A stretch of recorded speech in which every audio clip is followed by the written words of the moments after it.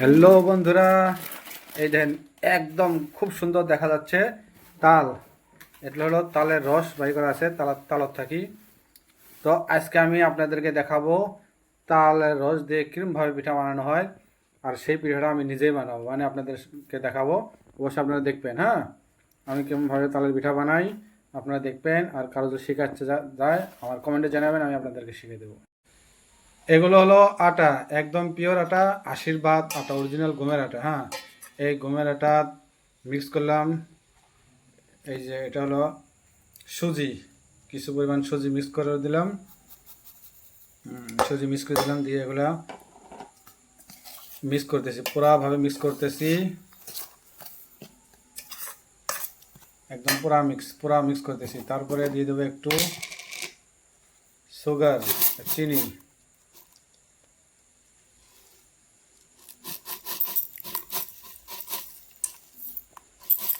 চিনি দিয়ে দিলাম 1 চামচ, 2 চামচ, 3 চামচ, 4 চামচ চিনি দিয়ে দিলাম।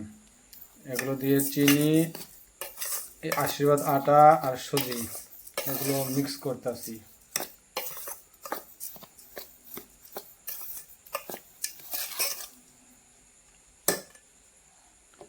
মিক্স করা হয়ে গেল। এখন এই দেখেন খুব সুন্দর দেখতে তালের রস, পুরা ইয়েলো, কোনো ফ্লেভার মিক্স নাই, অরিজিনাল তালের রস। দেখতে মনে হয় ম্যাঙ্গো জুস, কিন্তু ম্যাঙ্গো না, তাল। কালকে একটা তালের ফটো আপলোড করেছিলাম না, সেই তাল।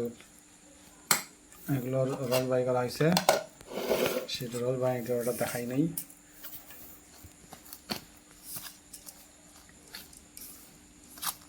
গ্রাইন্ডার মিক্স করলে বেশি ভালো হয়, কিন্তু গ্রাইন্ডার করে নেই, হাতে করতেছি।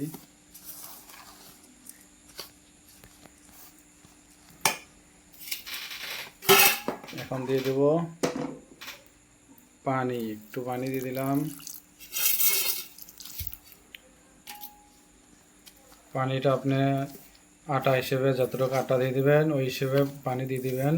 বেশি পরিমাণ দিয়ে না, বেশি পরিমাণ দিলে একদম লিকুইড টাইপ হয়ে যাব। লিকুইড টাইপ হয়ে গেলে অসুবিধা হয়ে যাব। যাতে ভালো ধরনের মিক্স করা যায়, মিক্সটা যাতে একটু টাইট টাইট ধরনের থাকে।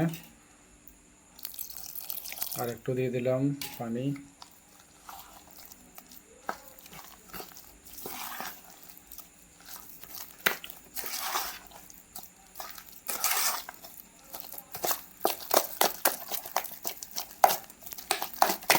তো স্কিপ করবেন না, ফুল দেখবেন।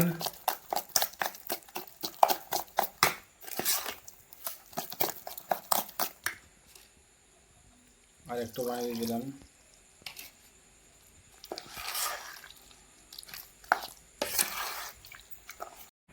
তো বন্ধুরা দেখেন ফাইনালি খামারটা রেডি হয়ে গেল, খুব সুন্দর আছে। তো এই জায়গায় একটু কালি জিরে দিয়ে দেবো, এইগুলো কালি জিরা, খুব সুন্দর কি কালি জিরা দিয়ে দিলাম।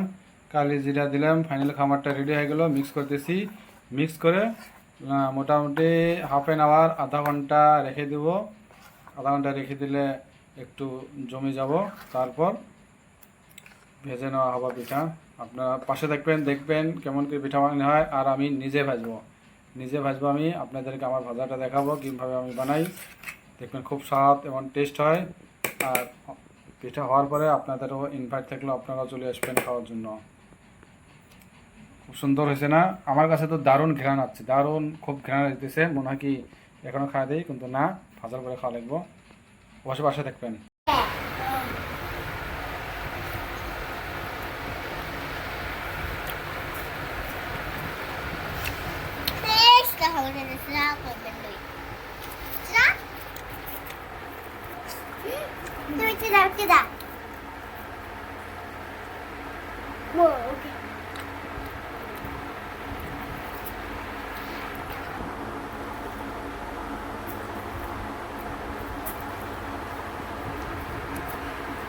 Thank you.